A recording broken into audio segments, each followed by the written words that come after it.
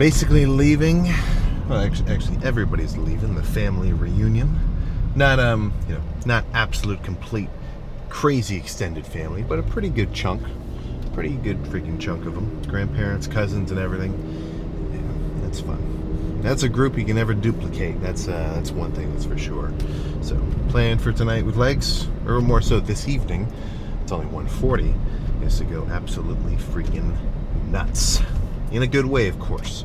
Right. Plus, I'm in a bit of a leg debt because I didn't do legs when I went to Gold's because I wanted to freaking do kind of some of the cooler muscles, So maybe that's a little bit of reflection I need to do about.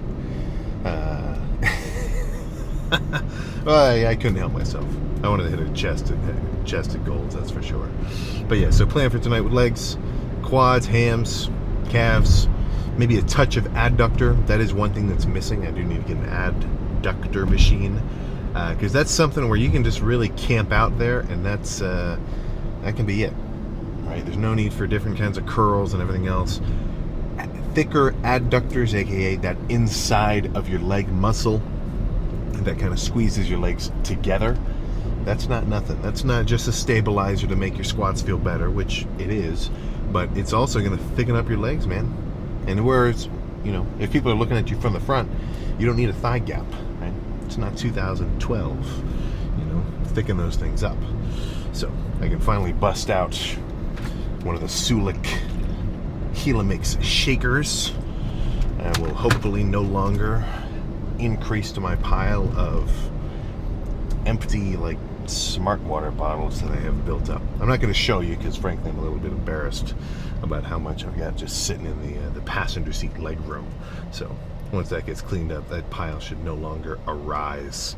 But that took a little while. I had a black one, but the red is actually I was kind of waiting for. But yeah, so I'll see. Definitely hams first, followed by quads. There's a lot of ways to think about legs. You might look at it as though you could say, okay, I want to get quads done first because I want my focus to be on quads and I want to be fresh when I hit them, right? Valid logic.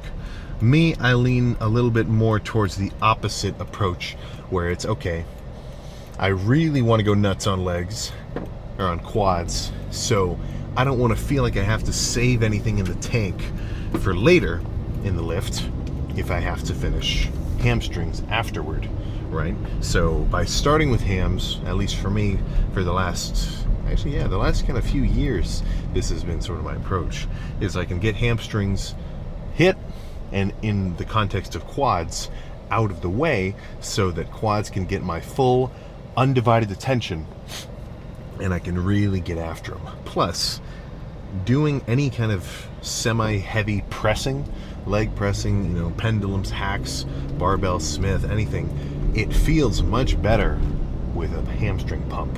And perhaps not even the pump part of it, but just having warm, active hamstrings, because, even though you are going to look at a movement like that as though it is very quad heavy, which it is, your hamstrings still play a big enough role that if they're not firing right, it's going to throw you off, So that's part of the reason why I may, I kind of chill out on my hamstring volume on a day that I know I'm going to do a good chunk of usually leg press, because the leg press itself is in a sense, well, not in a sense, there is an angle to it that is a hip hinge, like kind of an RDL, where you do end up getting a lot of hamstring activation, right? Like if somebody were to, or I guess if you were able to feel your own hamstring while you were doing a really heavy leg press, you'd actually feel that they'd really be tensing up because they are kind of coming into play, even though they're not doing a hamstring curling motion like we're typically used to. So probably only 4 or 5 or so good sets of hamstrings, and then I'll be ready to start quads. Leg extensions first, warm them up, get a good gauge of just kind of how my knees feel as well, and then the real lift begins, right? Because honestly, I can sit at a leg extension indefinitely, right? And I need to get a seat belt extender or get like a really extra long weight belt so I can clip into the seat so I don't have to hold myself down. But I can sit on leg extensions forever. Leg presses, hack squats, pendulums, those are ones that really make me say, okay, holy crap. And I kind of have to, not force myself to do the set, but tell myself, like, all right, just hit it. Come on.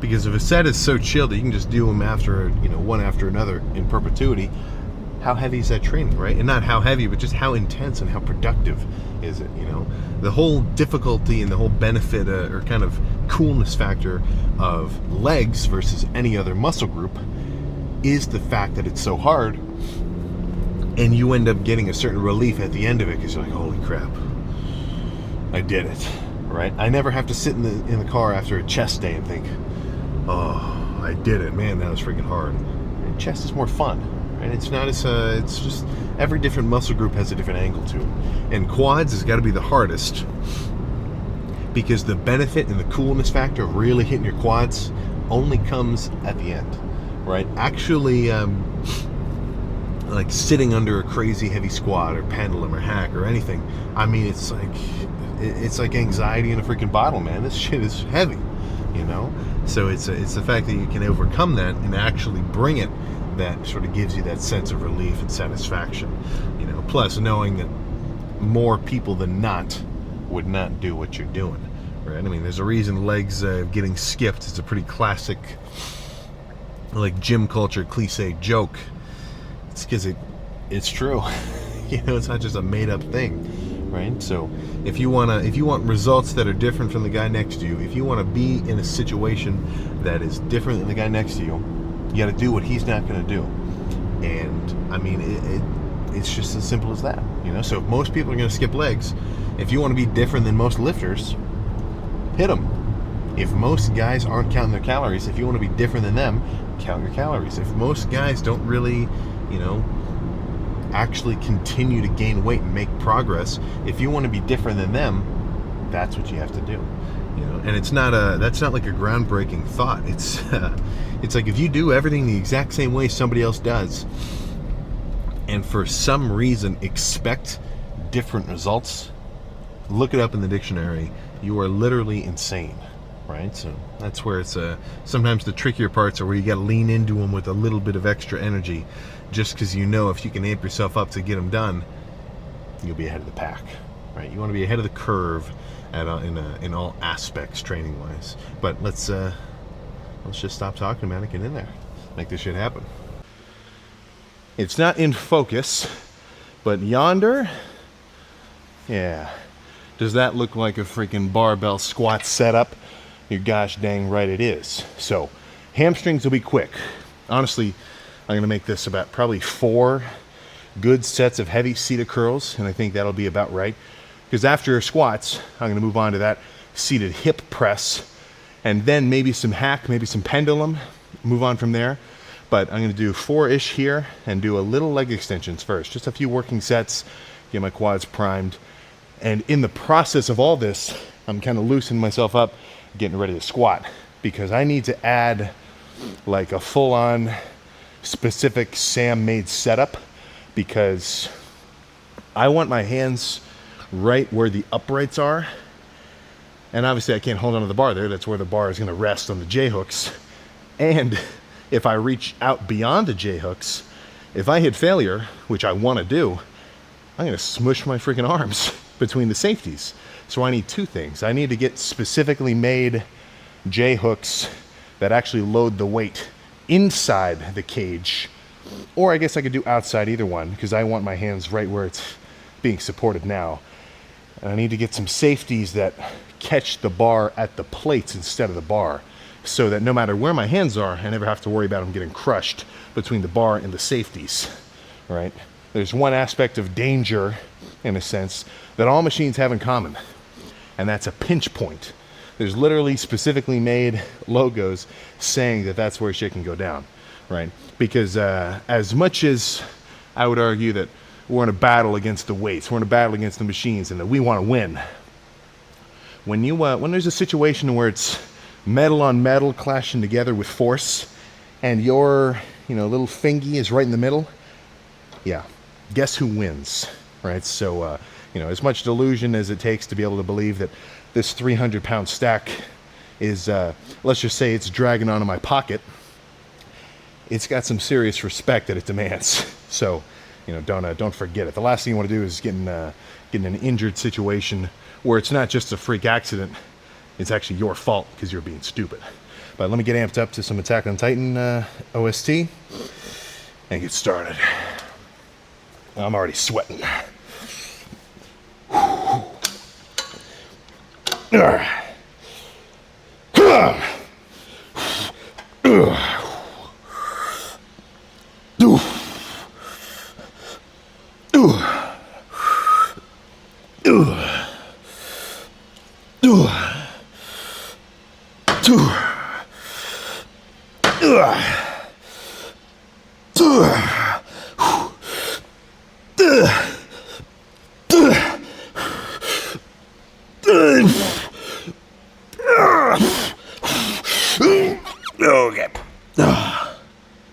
Holy crap, okay. A few more of those. Okay.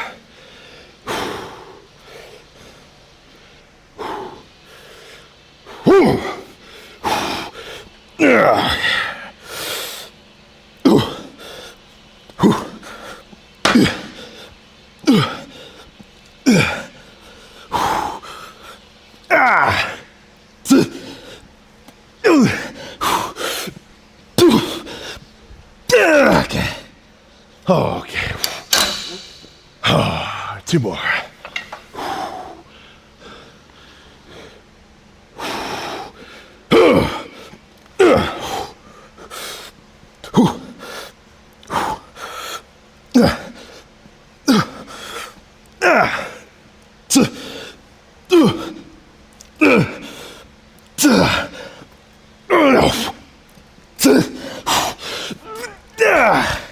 Oh my God. Okay. One more.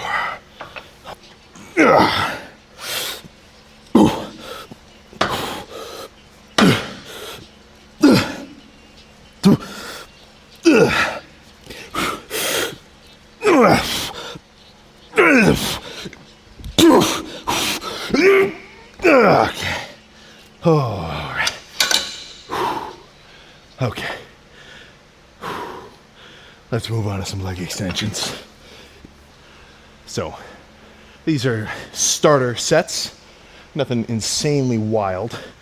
But what I want to do is really, obviously, get my quads warm and pumped and fatigued. I mean, these sets are doing something. I am taking them pretty much as hard as I can. But they're also to just prep me, right? Because the squat rack, it's calling my name. But I don't want to walk up to it cold, right? You don't want to come up to a damn presentation or a test without studying, doing your prep work first.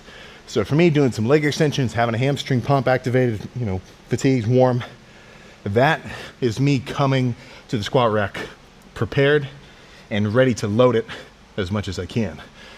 The only thing that's missing is clips. So I'm going to have to kind of just strap these little zip tie looking things onto it. It's got enough force to keep the weight from sliding around. So if I notice it starts to slide, I gotta quit it. Because if you dump a bench to the side, that's not crazy. A squat, that's fucking nuts, right? Clip your squats. But let's get started on leg extensions. These will be 5 alternated reps. There we go. All right.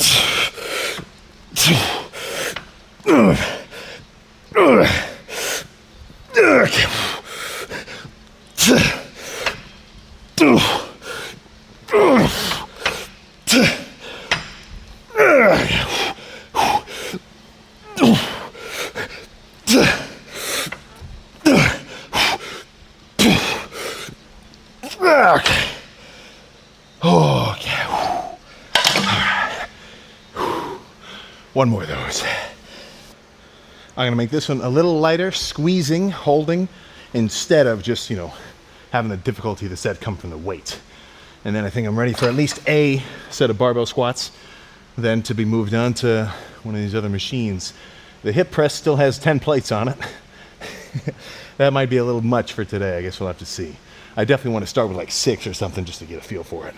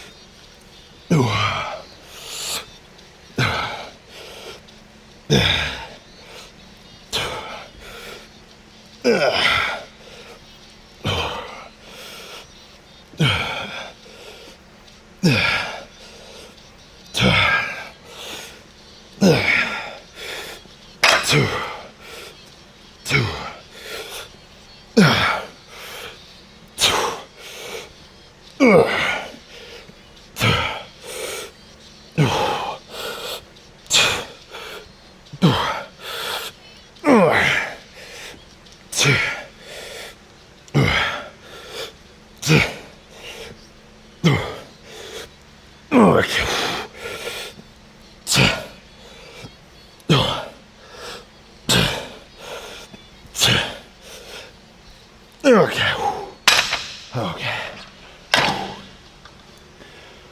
That was meant to be a little more of a chill one just to get warm. Let's squat.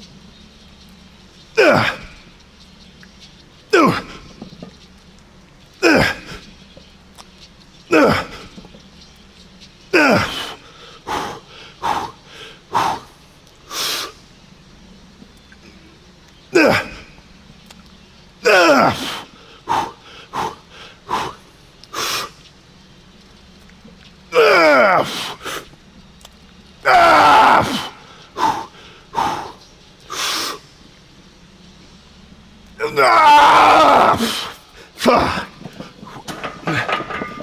Oh. Oh. Whew.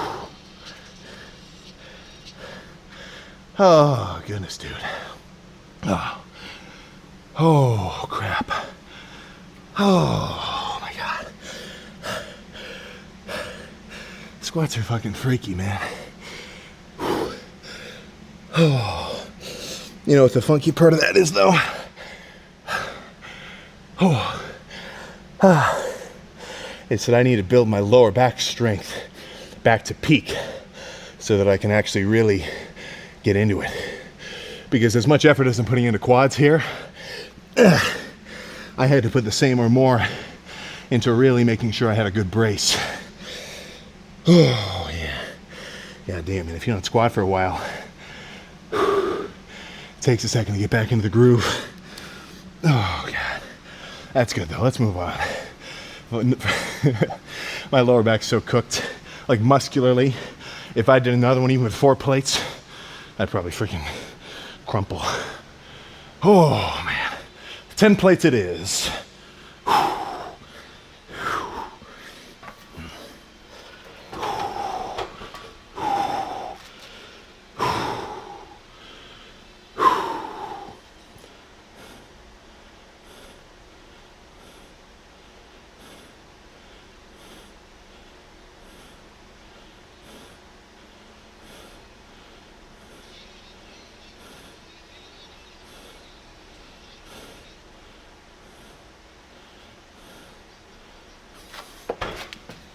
Oh, shit. Accidentally left it on shuffle. What the hell? Okay. And here's one little piece of intel. I could do these workouts without music. I wouldn't want to. Music makes it way better. It gets you freaking amped. You're in a damn lifting music video every workout.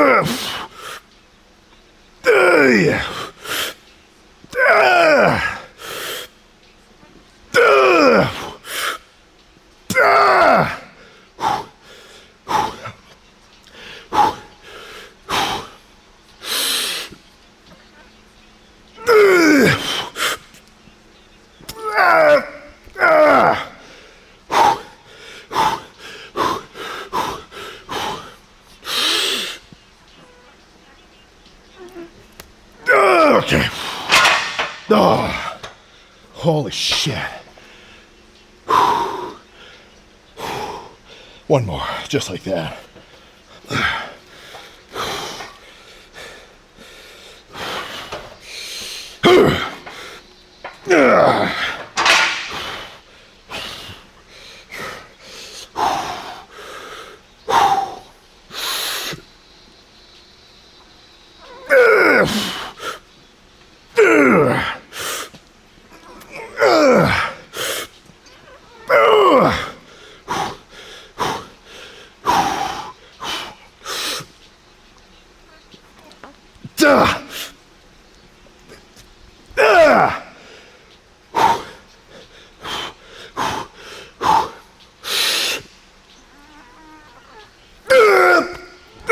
Okay.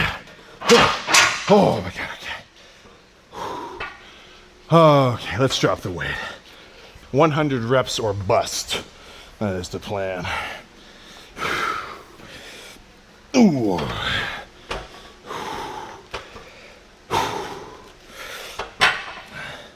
Actually, let me scoot the seat up just one notch. There we go.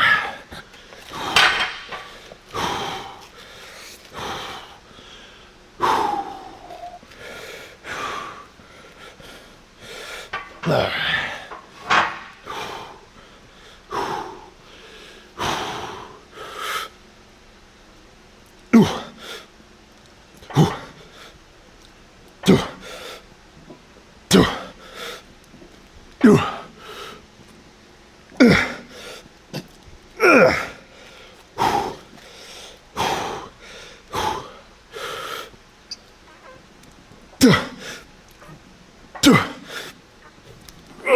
Okay. Holy shit.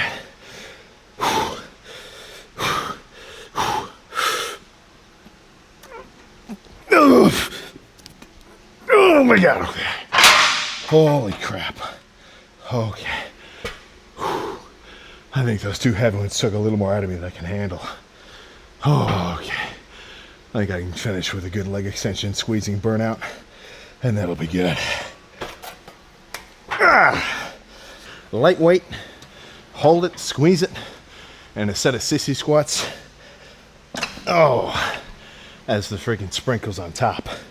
Yeah, holy crap, my erectors are nuts. I need to start doing some reverse hypers. I gotta strengthen my freaking erectors. I don't want to build them, but I do want to strengthen them. And since I have been chilling on my bent over rows and not loading my lower back, squats are out of the friggin' norm, that's for sure. But this will be more so just aiming to get as much blood into my quads as possible. And then we go to the mirror and see how we're looking. Little speaker knockers. Okay. Do the leaning back method.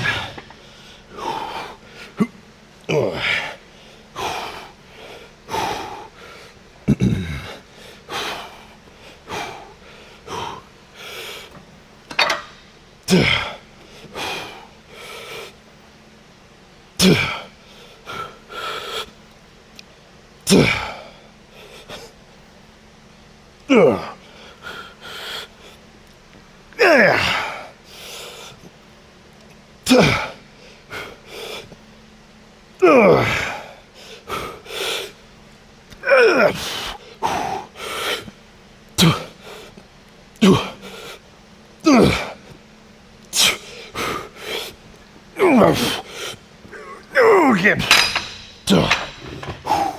Holy shit.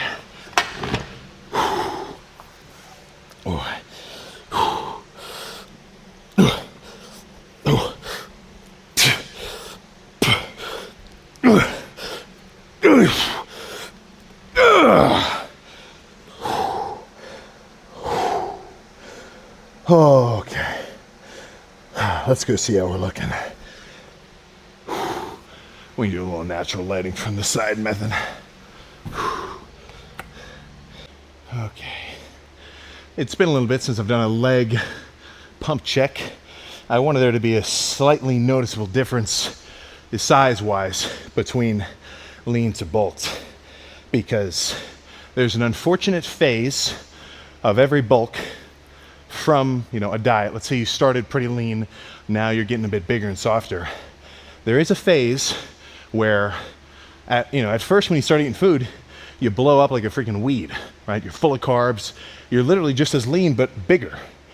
And after that, you stay about the same size and you start getting a little softer. Some of the cuts, some of the freaking striations start to kind of lose their presence. Not so fun. So I kind of wanted to wait until that phase was at least close to over before getting a look. Now, down lighting, honestly, quads don't get as freaky. But from the side, even though I'm a little softer, I've still got at least reasonable separation, right? Here you can see some like outer quad, medial, and teardrop still.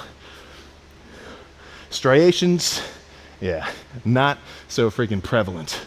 But that's kind of that's just the nature of bulking up, You got to take some time to be a little softer, not so lean and fancy. Like I can hardly see any more hamstring. And holy crap, just looking at myself on the camera. Jeez, I got to get some more sun. But large and in charge. That is what I'm freaking aiming for. Holy crap. Now I'm definitely going to feel that leg day tomorrow and subsequent mornings. But I've been saying that I'm going to do quad day, hamstring day, and only hit quads and hams once a week and split them up so I can really give them each their own their own individual attention. But I think it's not gonna, I'll do, if I feel like my quads are still a little in recovery, I'll just make it a lighter quad day. But I think it seems a little silly now that I've tried it to back off from twice a week to once a week. Because even if I really kill it, I am going to get used to smacking my legs around, and then squatting twice a week, that'll just get back to normal. But no more talking. Let's pack up and get in the freaking car. Legs done. Okay, the camera may die at any given moment, so if this cuts off, then I want to, see you tomorrow for some chest. But yeah, look, you can look at things in two ways, right? And frankly, I think this is a good descriptor of people as well. In any endeavor, in any actor, path of life, you've got the Gokus and you got the Vegetas, right? Now the Vegeta, he's looking for anybody ahead of him, and he's got some jealousy. Right? Jealousy is the motivation. I need to be better than this guy so that I can feel good about myself. Not an awesome approach. And even, anybody could look at that and would come to the same conclusion. But it's not always so simple as thinking that and then applying it to your own, thought processes and freaking life, So it's like if somebody calls you an asshole and you say, no, I'm not. It's not something you can actually tell, it's more so something that people can tell about you.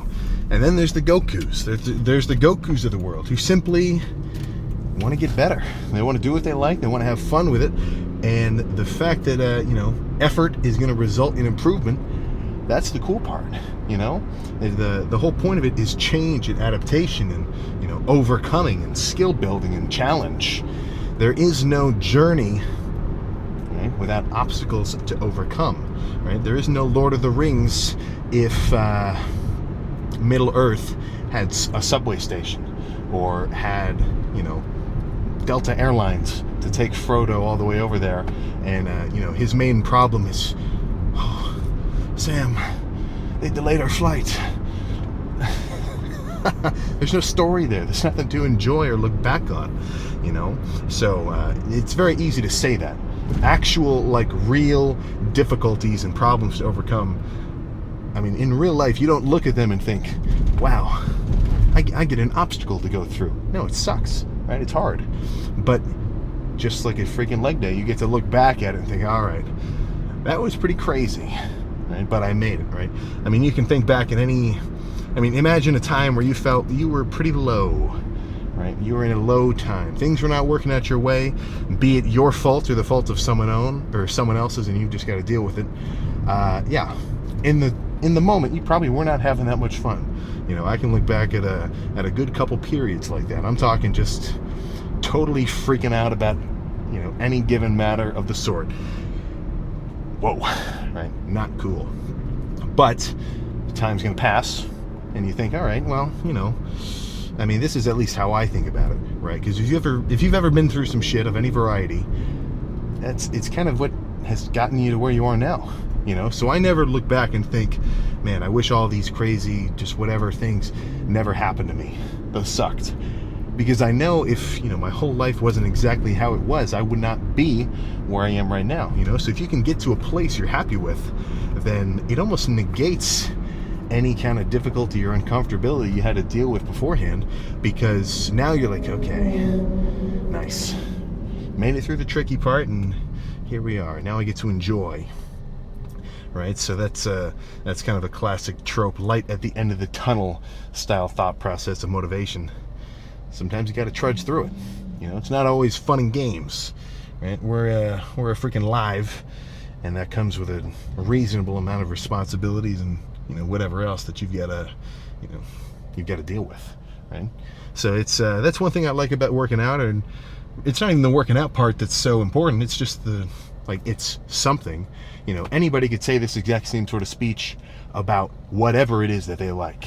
You know, this is the thing I love about woodworking, man. You know, you got infinite possibilities, and you get to bring what you want into this world. You know, or like, this is what I love about miniature painting, right? You can, like, it could be anything, right? So the point isn't what that thing is, but it's being able to dive into something. And I mean, the act of just like practice of anything, whether, let's say, you're a freaking you know, small filmmaker, you know, DP kind of producer kind of guy. If you're like, you're crazy into the cameras, which now I am, total freaking, you know, camera nerd, recording all this stuff. It could be anything.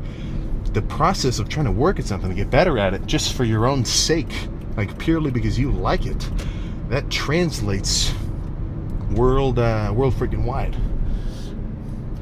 Not to derail my talk just now, but that guy was wearing like silvery gold, like tiny mini shorts, and he was not on a run. He was just having a brisk walk. Eesh.